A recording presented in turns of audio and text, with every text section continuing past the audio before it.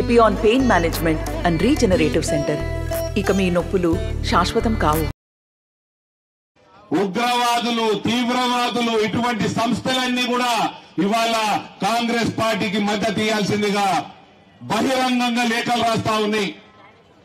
ఇవాళ కాంగ్రెస్ అభ్యర్థి ఇవాళ 45 రోజులు అయిపోతుంది దాదాపు. ఇయ్యాలటి వారు చెప్తలేడు.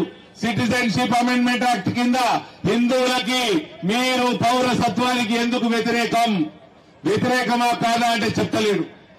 తుర్కోళ్ళని ఎవరైతే రోహింగ్యా తుర్కోలు ఉన్నారో, బంగ్లాదేశ్కి వెళ్ళొచ్చిన తుర్కోలు ఉన్నారో వాళ్ళని బయటికి పంపించేయాలంటే ఇయ్యాలటి వరకు ఆయన స్టాండ్ ఏందో, ఆయన పార్టీ స్టాండ్ చెప్తలేడు. యూనిఫామ్ సివిల్ కోడ్ పెడతామని భారతీయ జనతా పార్టీ. నరేంద్ర మోడీ ఎట్లా మూడోసారి ప్రధానమంత్రి అవుతాడు? మూడోసారి ప్రధానమంత్రి ఒక్క దేశం ఒకటే చట్టం లెక్క యూనిఫామ్ సివిల్ కోడ్ తీసుకొస్తాడు. దాని తర్వాత తుర్కోడైనా తెలుగుడైనా ఒకటే పెళ్ళాం ఉంటుంది. మొగుడికి ఒకటే పెళ్ళాం ఉంటుంది. రెండో పెళ్లి చేసుకోనిక లేదు. ఇవాళ నలుగురిని వేసుకొని 40 మందిని కానీ మన జనాభాని దాటిపోయే ప్రణాళికలు వేస్తా ఉన్నారు. ఇవన్నీ ఆపాలి. ఇవన్నీ ఆపగలిగిన కలియుగ రాముడు ఒక్కడే నరేంద్ర మోడీ.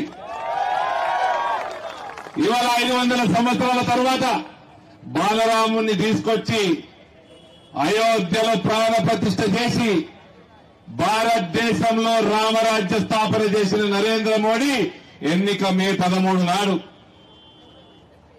ఇవాళ నాకు మొన్నటి నుంచి ఫోన్లు వస్తా ఉన్నాయి. కొరట్లకి వెళ్లి, మెట్పల్లికి వెళ్లి ఇక్కడ హాస్పిటల్లో ఎట్లా దౌర్జన్యం చేసిండ్రు, ఎట్లా పోలీసులనే తుర్కోలు కొట్టిండ్రు. ఈ తుర్కోలకే చెప్తా ఉన్నా నేను. ఆడ హాస్పిటల్లో మీరు ఓటేసి గెలిపించిన కేసీఆర్ భ్రష్టు పట్టించి ఆడ డాక్టర్లు లేకుండా అయిపోయి, డాక్టర్లు సరిగా లేక మీ తుర్కోడే చచ్చిపోయాడు. ఓడు చచ్చిపోయాడు, తుర్కోడే చచ్చిపోయాడు. డాక్టర్లు ఉంటే బతుకుతుండలేమో.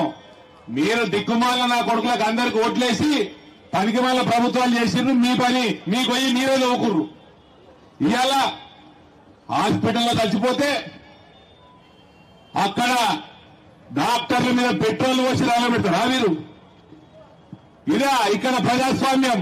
రేవంత్ రెడ్డి దాని మీద మాట్లాడాడు, కాంగ్రెస్ వాడు దాని మీద మాట్లాడాడు.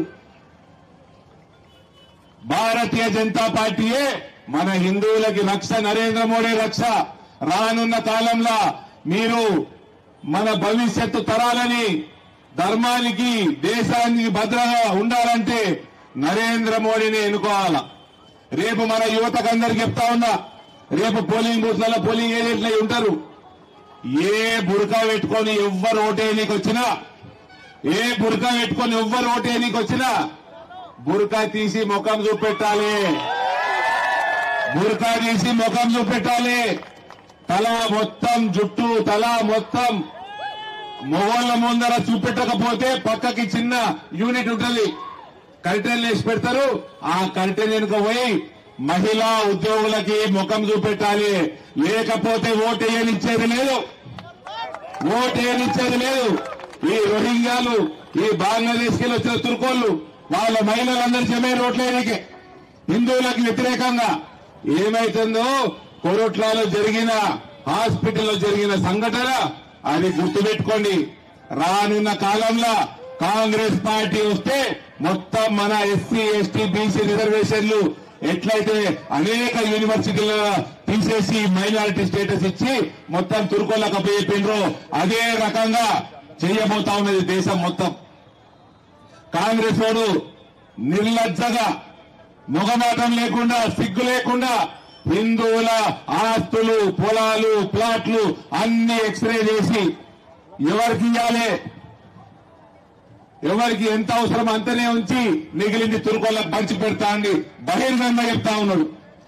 బరి తెగించింది కాంగ్రెస్ పార్టీ. ఇవాళ టోటల్ గా ఉగ్రవాద సంస్థల కంట్రోల్లోకి వెళ్లిపోతుంది కాంగ్రెస్ పార్టీ. ఉగ్రవాద సంస్థలన్నీ కూడా కాంగ్రెస్ పార్టీకి సపోర్ట్ వలుకుతా ఉన్నాయి. ఇవాళ నేను ప్రెస్ మీట్ పెట్టిన, నా సోషల్ మీడియా హ్యాండిల్ చూడండి, లెటర్లు రాస్తున్నారు ఉగ్రవాద సంస్థలు. దయచేసి మన పిల్లల్ని కాపాడుకోండి, మన భవిష్యత్తు తరాలని కాపాడుకోండి. మీ అందరికీ మహిళా సంఘాలు, గ్రూపులు, లోన్లు ఉంటాయి. మీ లోన్లల్లో ప్రతి రూపాయి నరేంద్ర మోడీ ఇచ్చిండు. ఇవన్నీ మీకు తెలిసిన విషయాలే. నేను అనేక మార్లు మీకు చెప్పిన. కాబట్టి అభివృద్ధి, నరేంద్ర మోడీ చేసిన అభివృద్ధి ఇవాళ వరకు మన దేశంలో ఏ ప్రధానమంత్రి ఏ పార్టీ చేయలేదు. ఇవాళ అదే రకంగా ఇవాళ మనకి కావాల్సింది రానున్న తరాలలో ఒక్క దేశం ఒకటే చట్టం, బంగ్లాదేశ్ వాళ్ళని బయటకు పంపించుడు, హిందువులకి పౌరసత్వం ఇచ్చుడు, పాపులేషన్ కంట్రోల్లో పెట్టుడు, లేకపోతే తుర్కోల పాపులేషన్ మనం దాటిపోతుంది వచ్చే 15-20 సంవత్సరాలల్లా. ఇవన్నీ కంట్రోల్ పెట్టాల్సిన అవసరం ఉన్నది. నరేంద్ర మోడీ మన ప్రియతమ ప్రధానమంత్రి నిన్న మాట్లాడుతూ నాకు 400 సీట్లు ఇవ్వండి, లేకపోతే మా అయోధ్యల రాముల వారి మందిరానికి వీళ్ళు కాంగ్రెస్ వాళ్ళు బాబ్రీ తాళం వేస్తారు అని చెప్తున్నాడు ఆయన. నరేంద్ర మోడీ మన ప్రధానమంత్రి చెప్తున్నాడు. మన కోసం 18 గంటలు కష్టపడే ప్రధానమంత్రి చెప్తున్నాడు. నమస్తే అండి.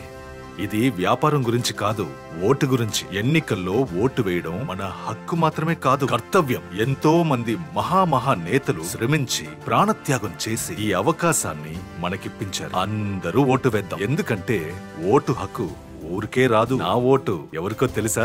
అది సీక్రెట్ అండి.